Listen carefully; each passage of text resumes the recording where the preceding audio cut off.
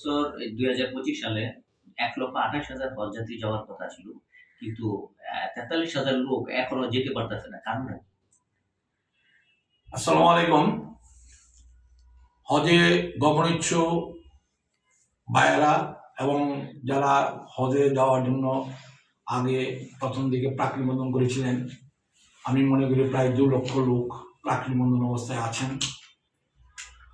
বর্তমানে 1,27,000 কোটা নির্ধারিত থাকলেও আমরা দেখতে পাচ্ছি প্রায় ফাইনাল নিবন্ধনে 43,000 লোকজন হজে গমনের জন্য ফাইনাল নিবন্ধন করতে ব্যর্থ হয়েছেন। এটা খুব দুঃখজনক বিষয়।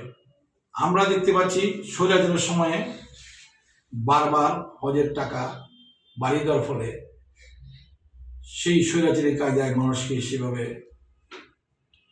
প্রতারণা করেছে, যার ফলে হাজার হাজার লোক হজ করতে তখন পারে নাই। কিন্তু এইবার আমরা আশা করেছিলাম যে সরকার এমন পদক্ষেপ নেবে যার ফলে হজের যে কোটা নির্ধারিত রয়েছে 1,07,000 তা পূর্ণ হবে। কিন্তু এইবার যদিও ধর্মমন্ত্রী আবু খালিদ হোসেন সাহেব অত্যন্ত বিজ্ঞ লোক, উনি একজন ইসলামী ব্যক্তিত্ব, একজন বিজ্ঞ আলেমও বটে এবং জ্ঞানী ব্যক্তি। আমি আশা করেছিলাম যে উনি ওনার পদক্ষেপে একটি হজের মূল্য, প্যাকেজ মূল্যটা কমে আসবে। শুধু দেখতে পেলাম যে একটি বিমানের ভাড়াই মাত্র 27,000 টাকা কমেছে। যে এটাও খুবই কম। আর অন্যান্য ব্যাপারে যা মিলে দেখলাম কিছু তো কমাতে পারে নাই।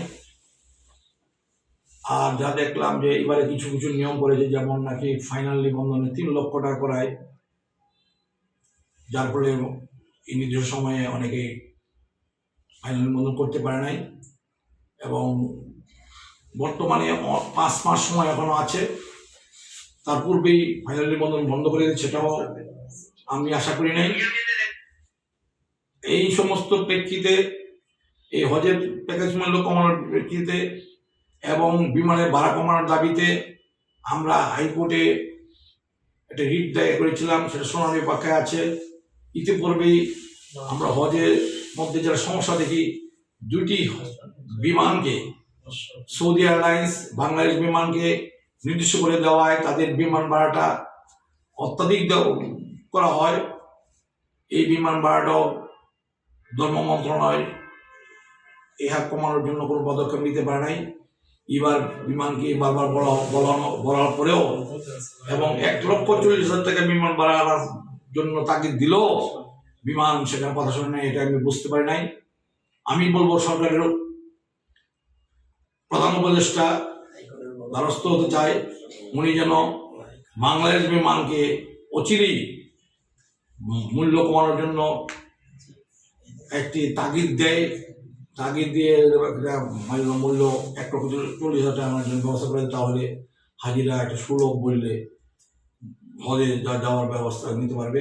এবং হজের যে নিবন্ধন করার সময় আরো 1 মাস বাড়ায় দেওয়ার জন্য দাবি করছি, তাহলে বাকি যে হজে যারা যাইতে পারে নাই সঠিক বন্ধ ফাইনাল বন্ধ করতে পারে তারা করতে পারবে।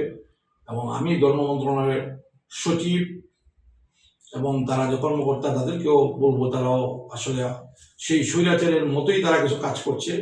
এখন নতুন কিছু পরিবর্তনের লক্ষ্যে এবং আমরা যে বিপ্লবে সফল হয়েছি সেই লক্ষ্যে তারা এখনো সেভাবে কাজ করতে পারে নাই। এবং এখনো কিছু নিয়ম নীতি শুধু দেখিয়ে হাজিদের উপর যাতে সমস্ত আইন নিয়ম নীতি চাপায় দেওয়া হচ্ছে, নিজেরা সার্ভিসের ক্ষেত্রে তারা খুবই নিম্নমানের সার্ভিসেস দেওয়ার জন্য ব্যবস্থা করছে। আমি বলবো যে এইটা ব্যবস্থা করা হোক এবং হাজিদের ব্যাপক হাজির সমন্বয়ে যেন এবার হজ সম্পন্ন করতে পারে, সেই লক্ষ্যে যেন ধর্ম মন্ত্রণালয় এবং অন্যান্য মন্ত্রণালয় যেন এই পদক্ষেপ গ্রহণ করে, আমি সেটা আশা করছি।